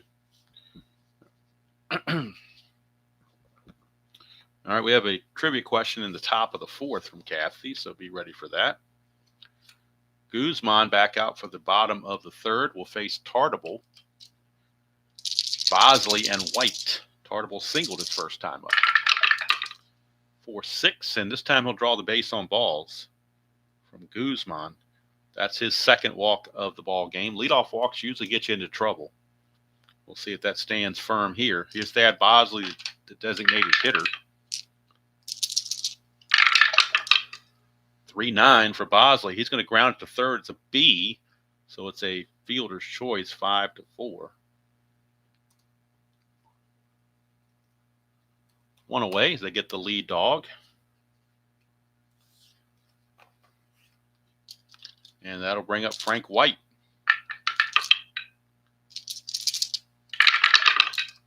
3-6, and that's a ground ball, third base A. This time they do turn the double play. 5-4-3 around the horn.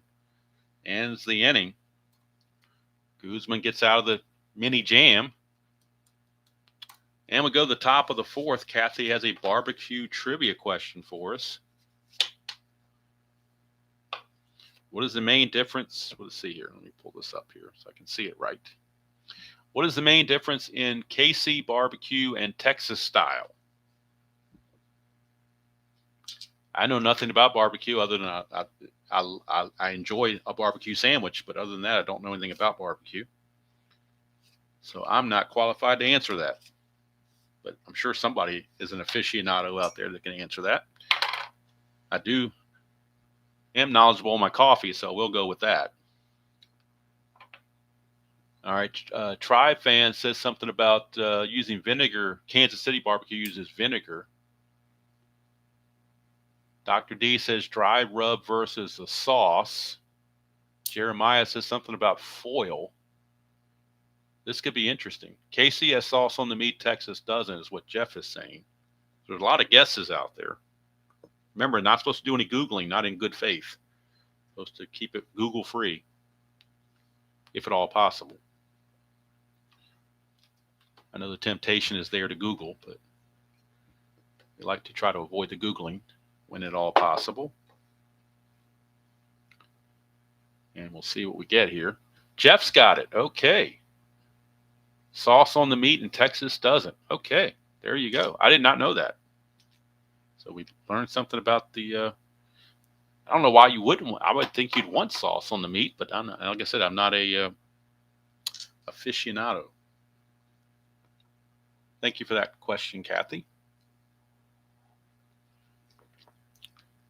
Top of the 4th, Larry Parrish will lead off. 5-8, that's a fly to right field, and Tartable right there, 1 away.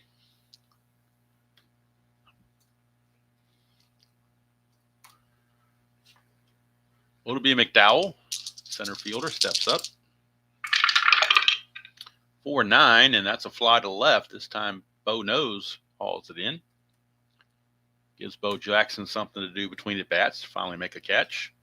And here is Gino Petralli. 5-4. It's ballpark single check 1 to 11. That's a base hit for Gino Petrali, courtesy of Royal Stadium. Petrali singles, and here comes Buechele. He did single as well his first time up. To 4-4, and that's a fly ball center field X. That's Willie Wilson. You know he's going to get to it, and his only error chance is a 17. For a center fielder, the only error chance on the E1 is a 17. So unless this is a 17, the inning's over. And it's not. So it's going to be a good catch by Willie Wilson to end the inning. And wouldn't it be something if we had double complete games? That would be something, wouldn't it? All right, so Buechele is out of there, and so are the Rangers here in the fourth. We go to the bottom of the fourth, still 1-0, Kansas City. And Bo Nose back out. He led off the second inning with a double and scored the only run of the game.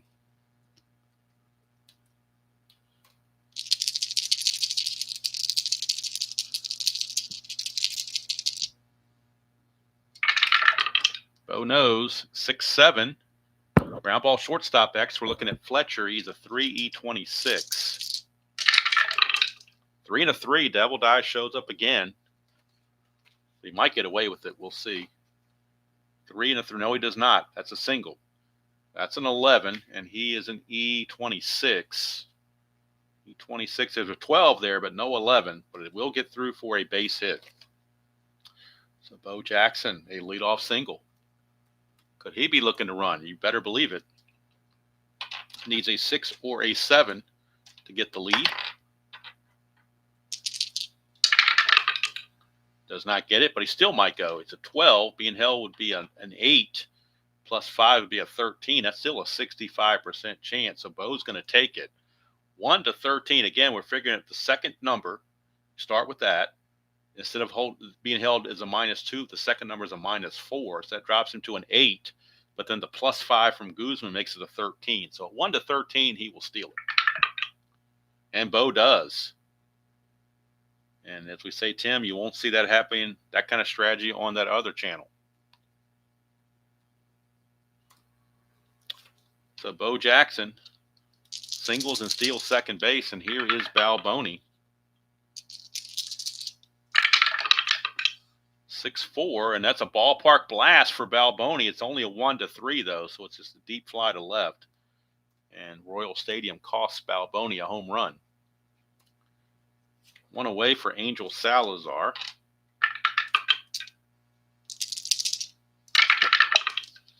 1-9, and that's a pop up to short, and Salazar will pop it up to his counterpart over there, Scott Fletcher. 2 down, and now it's up to a clutch situation for Jamie Minnick Quirk. So who can it be now at the plate but Jamie Quirk? Quirk in the clutch. Gains hits on 1-9, 2-6, 2-8. So lots of good choices there. 1-3, though, is a ground ball to second, and that will end the inning. So nothing doing for Kansas City. Bo Jackson tried to get something going, but didn't work out for him as he gets stranded at third base, as it turns out, to end the inning. Top of the fifth we go. Jerry Brown, the governor, top of the order for the Rangers against Mr. Saberhagen. Another sip of coffee while it's still warm, hopefully. It's barely warm, but it's warm.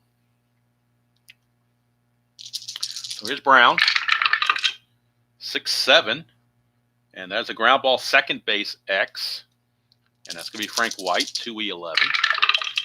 218 is good. E11 and a 9 for a second baseman. No problem for Frank White. He will make the play. 1 down. So don't forget, on Saturday at noon, tomorrow at noon, we'll be playing the National League game, Montreal and San Francisco, from this May 30th date. And the National League games, like I said, have been better. The two I've done have both been more entertaining than most of these American League games. Probably because the pitchers are hitting. Here's Fletcher, 4-6, and that is a line out to second base, 2 down. 2 down, and that's going to bring up Ruben Sierra. So if you want to channel your inner hum baby, check out tomorrow at noon. Here's Ruben Sierra. 4-7. And that's a ground ball to Salazar at short. He's a 2E16. 2 and an 8 should be okay. 2 and an 8 is going to be a G2. That's a 7, and he's an E16. There is no 7, so good play for Salazar. And Saberhagen goes 1-2-3 in the 5th inning. Don't tell me we're going to see back-to-back complete games. That would be just unheard of. All right, here is Guzman back out. He's also facing the top of the order. Willie Wilson, who's 2 for 2, 2 singles. He did get caught stealing once. 2-8 for Wilson, and he will single again. He's 3 for 3. And he's going to be stubborn and try to steal again, despite the evil D20. Needs a 3 through 6 to get the lead. And he gets it this time, so he's a 19, being held as a 17, but the +5 makes it a 22. Of course, 19 is high as you can go. Only way to get him is a 20, so he steals it. Stolen base for Willie Wilson. He's in scoring position with nobody out for Kevin Seitzer. And that's a 1, so Guzman's wild pitch rating is a 6. No wild pitch. 1-6 for Seitzer. 1-2 is a triple. 3-20 is a double. That is a 3. But with the stolen base, that's going to score Wilson to take it a 2-0 lead for Kansas City. RBI single from Kevin Seitzer. And Seitzer will try to get the lead. Needs a 5 or a 6. Does not get it. He will hold. Here's Danny Tartable. 4-10. Fly ball center field X. We're looking at McDowell. He's a 3E5. 3-17. He'll get to that all day long. E5 and an 11 shouldn't be a problem. E5, there is no 11. So McDowell will make the catch on Tartable, 1 away. 4th ad Bosley. No relation to Tom Bosley, in case you're curious. 3-11, and that is a ballpark single check, 1-11, but that's going to be an 18, so he's going to line it to second baseman Jerry Brown for out number 2. So Frank White is up. White has popped up to the catcher and hit into a double play. He's had a rough game so far. 6-7, ground ball shortstop X. We're back to Fletcher again. They were holding on Seitzer, but Fletcher is not responsible with the right-hander at the plate, so he keeps that 3-26. 3-5, good thing. 3-5, he might get to it, but the 4-5, he never would have gotten to it. 3-5. But he does get past him because he's not responsible. So he would have gotten, if he had been responsible, that would have been a base hit, but he's not responsible. If it a lefty batter up there, he'd have been responsible, but not a righty batter. So Fletcher, the 3 and the 5 is a G3, E26 and a 13. E26, there's a 12 there, but no 13, so Fletcher is able to make the play and end the inning. Oops, I put a 0 there and it should have been a 1. Boy, I'm so used to writing zeros. Got kind of overzealous there with the writing of the zeros. So we'll correct that real quick. A 1 spot makes it 2-0 Kansas City.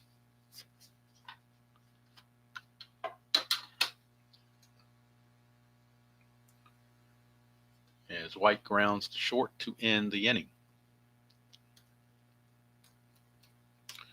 Go to the top of the 6th inning in a 2-0 game. Saberhagen's fatigue is an 8, so he's well within his fatigue range. He'll be starting out facing Incaviglia, O'Brien, and Parrish. Those are the scheduled hitters for the Rangers. 3-7, and that is a 1-7 single. But that's a 12, so he's going to line it to Salazar at short. And there's 1 away. So far we played 14 innings combined, and the visiting team has no runs in 14 innings. Here's Pete O'Brien, 6-7, and that is a ground ball second base X. We're looking at Frank White, 2E11. 2 and 18 is good all day long. E11 and a 12. Don't think that would be a problem, but we'll see. E11, nope, not a problem. Need a 15, 17, or 18 to be a problem. 12 is definitely no problem. He makes the play, 2 down. Will be the Demolition League tonight, final game of the scheduled date for the Demolition League, and that will feature the Chicago Cubs against the Kansas City Royals. But it'll be the 2024 Royals, not the 1987 Royals. All right, here's Larry Parrish. 2-11 for Parrish, and that's a split. 1-3 is a single. That's a 15. He lines it to short, and that's going to end the inning. So 6 shutout innings from Brett Saberhagen. Boy, this sticks to this page there.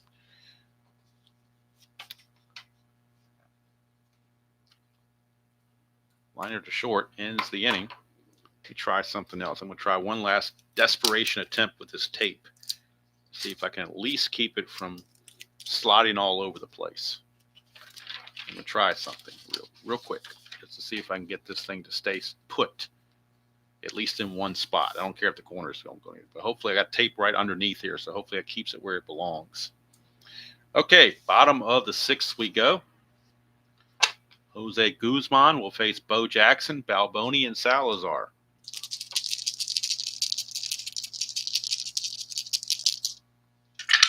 Bo knows he's 2 for 2, 6-7. Ground ball shortstop X, we're looking at Fletcher, 3E26. 3 and 18, he'll get to that. That's a 12. And I think that 12 might be a problem here. E26 and a 12. I thought so. I thought that 12 had been seen before. And the only error, E1 error on the E26 is a 12, and we get a 12.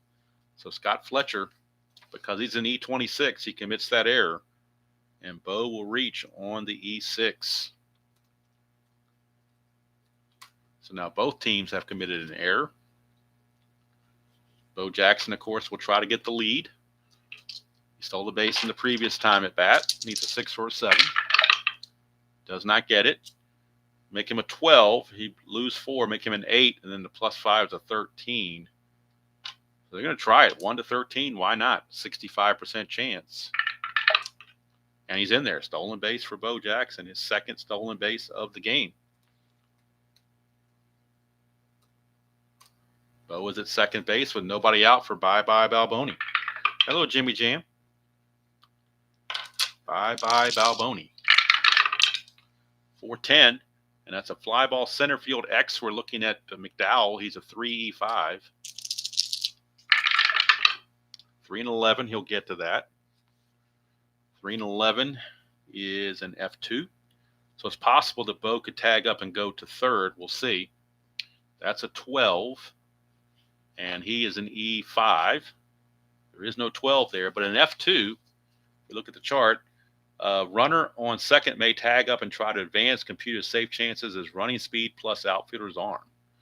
So running speed plus outfielder's arm. Well, the running speed on Bo Jackson is a 17. McDowell's a -1 arm, make him a 16. So 1-16, he'll take third base. 1-16. And he's in there. So Bo Jackson will move up to third base on the fly out to center field. That's going to be big because that will force the Texas infield to play in.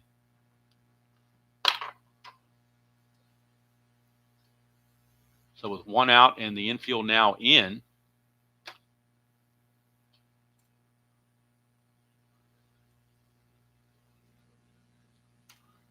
batter is Salazar.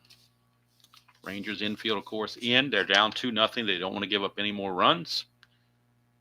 Bo Jackson with great speed is at third base. Angel Salazar, the batter. 5-9, and that's an in-home run chance, 1-3. That's a 10. That'll be a double for Salazar. So Salazar will double home Bo Jackson. Makes it 3-0 Kansas City. That run is unearned as Bo reached on an error by Fletcher. But it's an RBI double for Salazar. That'll bring up Jamie Quirk. That's a 2, chance for a balk or pass ball. And that's bad either way because Guzman's an 18 balk and Petrali's an 18 pass ball. So it really doesn't matter which way we go with this.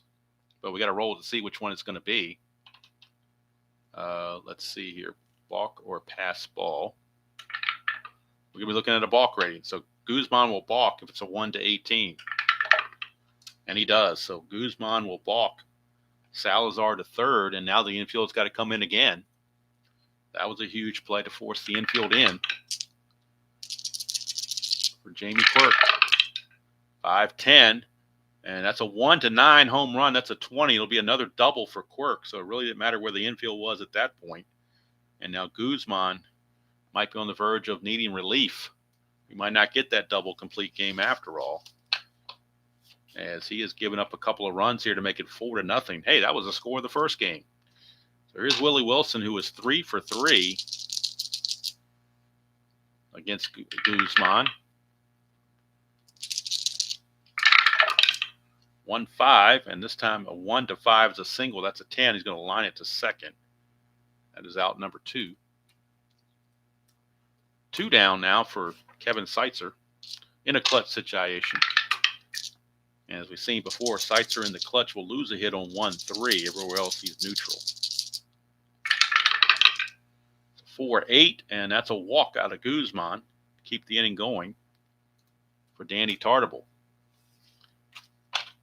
And I think that's going to be it for Guzman. I think Bobby Valentine has seen enough that they will go to the bullpen. So Guzman's going to go 5 2/3 innings. He's going to give up 10 hits. So far, 4 runs, 3 of which were earned, but he is responsible for the 2 on base. But anything that comes in will no longer be earned. So we can put the earn there as 3. That's not going to change, but the runs could. Let's get his walk total here. Looks like 3 walks from what I can gather. 1, 2, and a 3.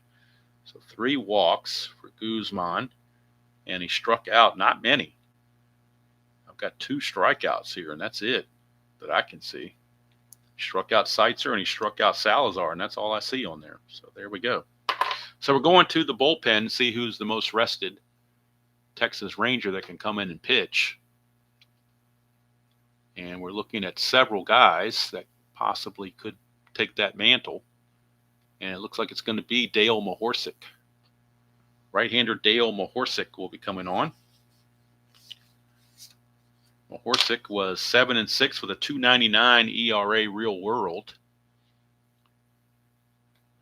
He also garnered 16 saves in the season. In the replays, 3-2 with 2 saves, but his ERA is 6.66. Talk about devilish ERA. His ERA is 6.66 right now. 24 innings pitched, 36 hits, 4 walks, and 17 strikeouts. So Mahorsic is on to try to get out of the rest of this jam. He is a -5 on his hold, which makes him a -3. So Mahorsic now in a clutch at bat for Danny Tartable. Tartable in the clutch will lose hits on 2-8, 2-9, and on 3-10.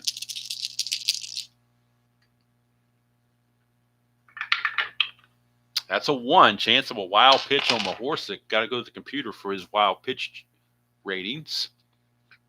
And Mahorsic's wild pitch chance is a 6. He's got a balk of 16, wild pitch of 6. No wild pitch, so he avoids that disaster. And Tartable at bat. 3-7 for Tartable. He's going to, a 3-6 would have been a baby wipe home run, but a 3-7 is just a walk. And it's now going to load the bases for Thad Bosley, designated hitter.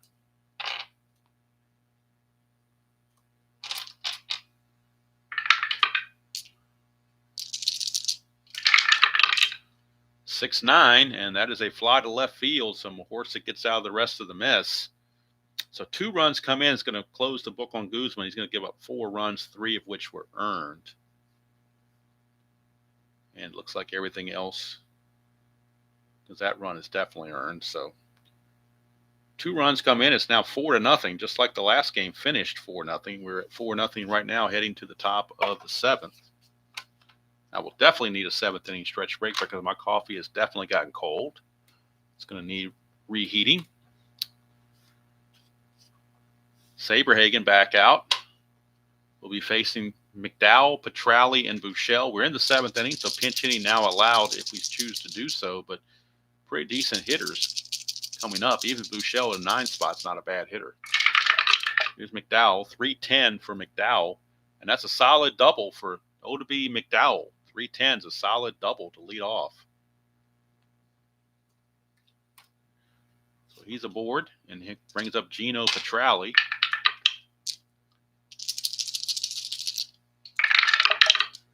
It's a 3-8 for Petrali, and he's going to strike out. Petrali with the strikeout, and that is strikeout number 5 for Saberhagen, his first strikeout since the 3rd inning. But he'll take it. And now Buechele, a 237 hitter, so they may pinch hit for Buechele here. I think we're going to get a pinch hitter from Texas. So Bobby Valentine will go to the bench and find somebody that they can hit, and that's Darrell Porter. Although he was only a 238 average, but he is left-handed. Kurt Wilkerson's 268, so actually they're going with Kurt Wilkerson. And Wilkerson can stay in the game to play third base as well. So Wilkerson will be your pinch hitter. He's a switch hitter. He will pinch hit here in the 7th and play third base in the 7th, but he is a 268 hitter, real world. So we're going to bring in Kurt Wilkerson to pinch hit. See what he's doing on the replay. Wilkerson on the replay is hitting 269, a homer and 2 driven in. So he's hit 268 real world. He's hitting 269 on the replay. Let's see what he can do against Saberhagen. 5-4, and that's a ballpark single check. It's a 13, though, so that's going to be a pop-up to first base. And that's 1 away, or 2 away, rather. So he fails in that pinch-hitting duty, but will stay in the game to play third base. And now it's going to lead us to Jerry Brown, the governor, in a clutch situation. Brown in the clutch will lose a hit on 3-2. Everywhere else he is neutral.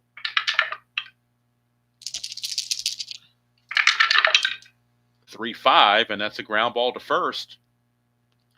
Balboni takes it to the bag, and the inning's over. So how about that? Saberhagen pitches around more trouble, and they get out of the inning. So we're going to be going to the 7th inning stretch, and I do need to heat the coffee, obviously. And on the computer, we'll bring in Wilkerson. We'll leave him in to play third base. Mahorsic is good as your relief pitcher. He's obviously got fatigue enough to keep going. And we'll get ready for the 7th inning stretch since I didn't do it the first time around. Got to heat the coffee. You got to have priorities here, folks. So we're heating the coffee because it is definitely down in the doldrums here. So I don't think I have any coffee to add to this. I'm just going to heat what I have. So I'll take about 30 seconds in the microwave. And give me a chance to stretch around because I haven't stretched yet on this doubleheader. So actually, no, I take it back. I did get coffee in between games, but still, we've been going on for a while, so it's probably a good idea to do so. So 7th inning stretch time. Royals lead at 4-0. I'll be right back after I get some coffee and you listen to Take Me Out to the Ball Game.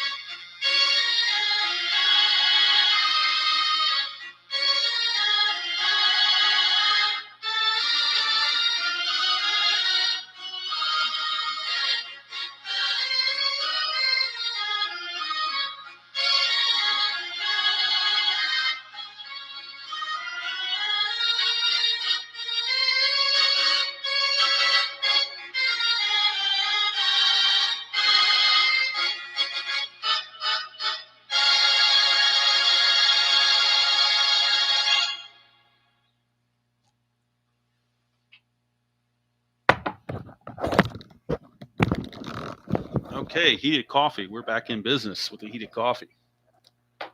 And it'll be Frank White, Bo Jackson, and Balboni. Frank White, the only batter not to hit in the previous inning.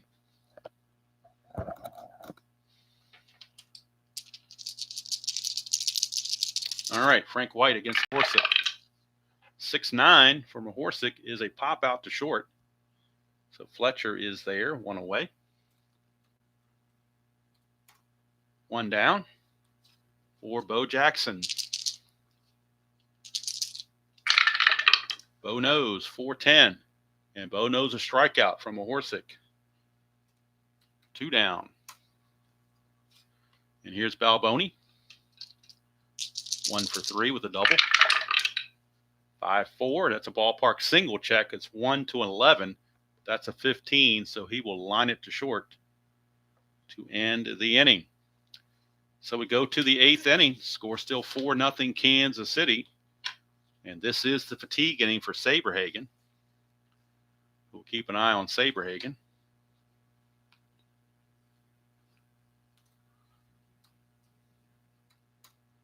He'll be facing Fletcher, Sierra, and Incaviglia for the Rangers.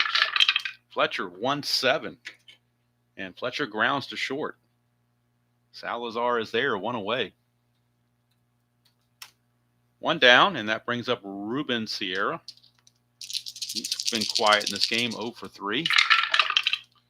4-11, and that's a fly ball left field extra. Looking at Bo, he's a 4 E14. You would think he'd have better range than that given his speed, but they rate him as a 4 range. Maybe he didn't get a good jump on the ball, read the ball off the bat or whatever. 4 and 8, that's iffy for an outfielder.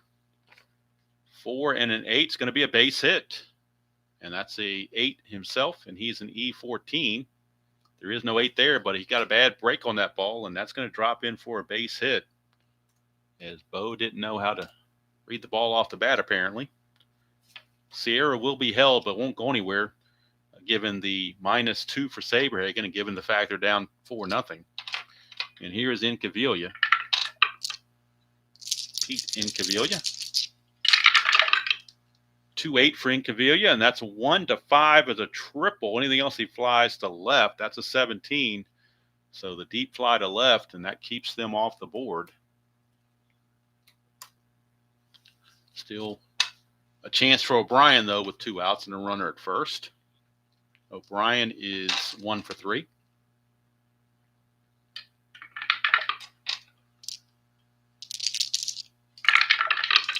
It's a 1-3 for O'Brien. He's going to draw the base on balls, and that will keep the inning going for Larry Parrish, the designated hitter.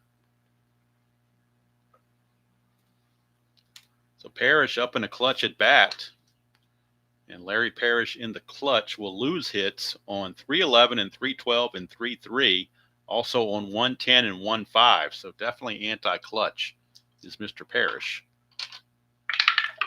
Saberhagen to Parrish. 4-5, and that is a pop out to short. It's going to end the inning, and Saberhagen will keep endurance into the 9th. Maybe get a double complete game by the home pitchers with that, a double shutouts. Wouldn't that be something to have both home pitchers pitch shutouts? And the first game ended 4-0. This one might very well end 4-0. You never can tell. See what Mahorsick can do to keep it that way. Going to be facing Salazar, Quirk, and Wilson for the Royals.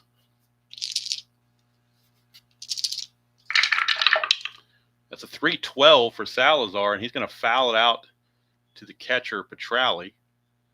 1 away. I realize the 3 and 6 columns are fading off the page, so I'm going to pull them over whenever it is needed. So a foul out for out number 1. Brings up Jamie Quirk, followed by Willie Wilson. Quirk has doubled his last time. I've had an RBI double in his last at bat. 4-7, and that's a solid single for Quirk. So Quirk now 2 for 3, single and a double. He will not be held, obviously. And here's Willie Wilson.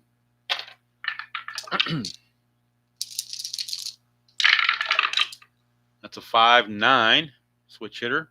Fly ball to center. O.B. McDowell puts it away, 2 down.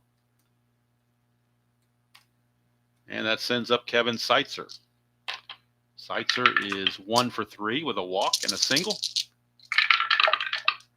2-5 for Seitzer. He's going to ground it to short, and that's going to end the inning. So we go to the 9th. It's 4-0, just like it was in the first game. Can Saberhagen complete the shutout is the question. Kansas City bullpen does have a little bit of activity down there. Steve Bridge too far is loosening the bullpen because they really overworked Quisenberry a little bit, so we're trying to give him some time off to rest up a bit, not get overused, not have his usage go haywire. So it will be Steve Farr in the bullpen, but right now Saberhagen says, let me at him. I'm going to try to finish this game. It's going to be McDowell, Petrali, and Wilkerson, your scheduled hitters. 1-6 for McDowell, struck him out. And that is strikeout number 6 for Saberhagen. 1 away for Gino Petrali. And Petrali, a 302 hitter on the season, so you're not going to pinch hit for him. 3-5, and that's a 1-out walk to Petrali. Petrali will walk. And since his run really doesn't mean anything, there's no sense in pinch running for him. That really doesn't accomplish anything. And here's Wilkerson. He popped up to first in his first at bat since coming in for Buechele. 1-8, and that is a 1-8 single. That's a 9, though, so it's a liner to second. So Saberhagen living right on that one. And down to 1 out away from a complete game shutout again here in this ball game, here in this doubleheader from the home pitcher. So Jerry Brown, who is a total of 1 for 4 rather. He hit 271. That's better than anybody on the bench. So you're not going to pinch hit for Jerry Brown. And that's a 5-8 switch hitter batting left. And that's a strikeout. Saberhagen ends it in style with his 7th strikeout. And how about that, folks? We have back-to-back 4-0 games on the doubleheader. Complete game shutouts by both starting pitchers.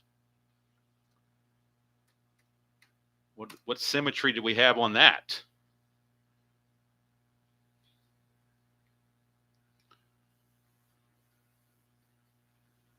So we go to the box score and get the results. Kansas City defeats Texas 4-0. For Saberhagen, 9 innings pitched. He scattered 7 hits.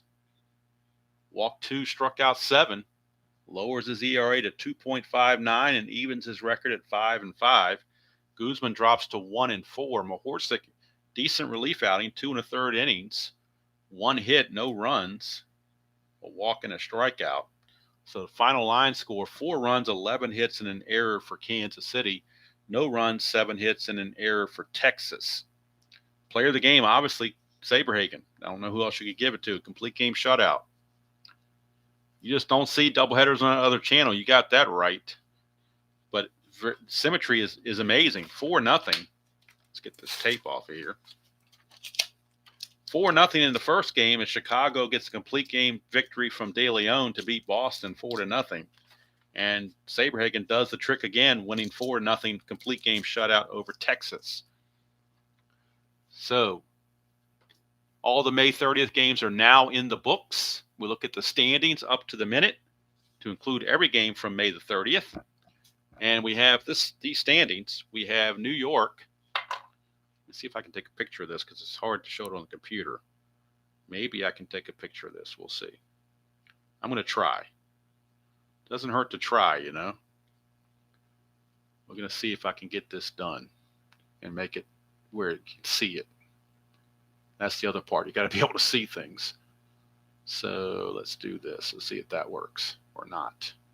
It may or it may not. I mean, I don't know. We'll have to wait and see. That's what I've got. Let me look on my laptop and see how you guys are seeing it.